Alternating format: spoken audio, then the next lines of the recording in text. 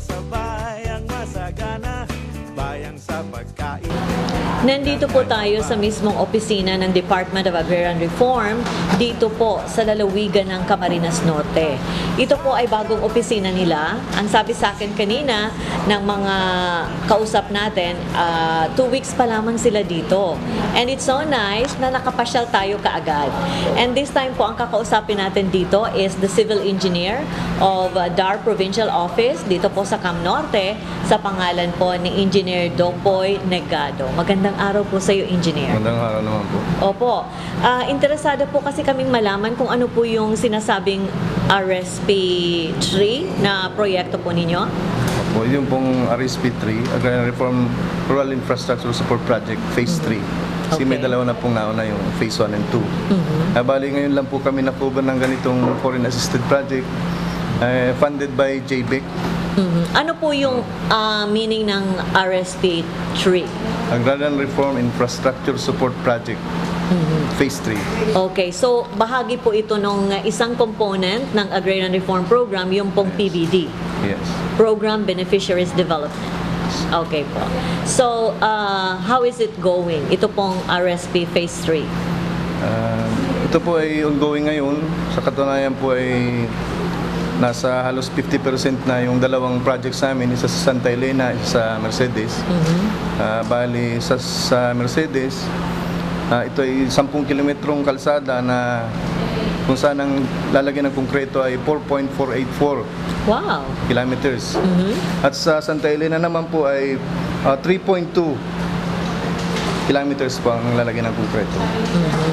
And aside from Santa Elena po, which part pa po ng Cam Norte ang mabibenepisyohan itong mga road projects?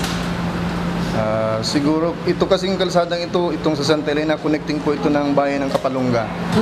At malapit na rin po ito sa bayan ng Quezon, doon po sa siyam na barangay na bagong ibigay sa Camarines Norte ng Quezon. Ayun po sir ay sa Santa Elena. Yun namang sa Mercedes. Ito naman pong sa Mercedes, ito po ay nagsimula po sa barangay ng Matugtuog, papuntang barangay ng Pambuhan. Na bali po ang haba niya ay 10 kilometro, so balit ang lalagyan na ng konkreto ay 4.484 kilometers. So ilan na pong percentage ng project ang natapos? Almost 50% na po ngayon ang completed ng konkreto. Alright. And maitanong ko lang po, ano po yung pagkakaiba ng RSP 3 sa ARCP 2? Ang pagkakaiba niya, pinakapagkakaiba niya yung RSP3, ang scoping, ang counterparty niya is by scope. Pero yung ARCP, pera siya ng LGU. So yung sinasabi mong scope, ano yun? Form din ang project. Kung gagawa ng 5 kilometro ang RSP, gagawa rin sila ng 5 kilometro, pero iba naman yung scope nila. Tapatan sila. So tatapatan naman ng local government unit yung project na yun na foreign assisted. Kalsada rin. Alin naman pong country ang nagbigay sa atin yan? JBIC po yan. Japan. Japan. And yun naman pong sa ARCP2. ADB, Asian Development Bank. Alright. Ano naman ang sistema nun? May counterpart ang Meron LGU? po. Ito ay depende po sa klase ng mga munisipyo. Pag 5th class, 4th to 5th class, 50-50 ang sharing. Okay. Pag 3rd class, 60-40, 60 sa LGU, 40 sa ARCP. So ano po sa tingin ninyo ang pwedeng maging impact nito dito po sa mga barangay? Ay maganda kasi po, kasi lahat konkreto itong ginagawa namin. Like before na yung mga all-weather road, mga isang tag-ulan lang nawawala na yung kalsada. Pero ito, almost connecting every barangay ito ng Camarines Norte. Lahat konkreto po yan. Walang asfalto, walang graba. Opo. Engineer, hindi lamang po mga road networks yung ginagawa natin, kundi pati na rin po water system, pinasukan na rin natin. Meron din po sa Mercedes. Okay. Funded by JBIC din yun. It's a level 2 water supply system na ngayon po ay ongoing na rin sa mga 20% completed na po siya. Opo. So, kailan po magiging usable yon para sa mga beneficiaryo po? target namin by end of July, functional na yung PWS water So, system. ibig sabihin, nakakonect na po yun sa mga bahay-bahay. Hindi po, level 2, sa harap lang ng mga kabahayan. Bahala na sila na magpa-connect naman sa bahay nila. Bawat gripo po, intended sa 4 hanggang 6 na kabahayan. So hindi naman talaga individual supply. Kasi level 2 po yun. Pag level 3, yung naka-supply na sa bahay. Alright. So, yan po ay pupondohan pa rin? Na, Pinunduan na po, ginagawa na.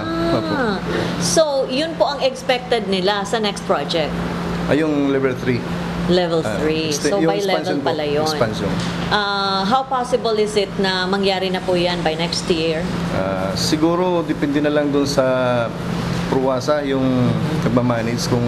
May mga requirements po. kasi sila, organized yung grupo nila na recipient ng ano. So sila na lang yung Sila na lang magiging magde-develop. dahilan Oo. kung paano yun Kung maganda yung fast track. collection nila, pwede nilang ma-improve yung water supply nila. Wow. So independent na yun, sila na rin yung magmamanage. And kung whatever yung result noon, depende na kung paano nila na-organize at na-manage yun. Yes.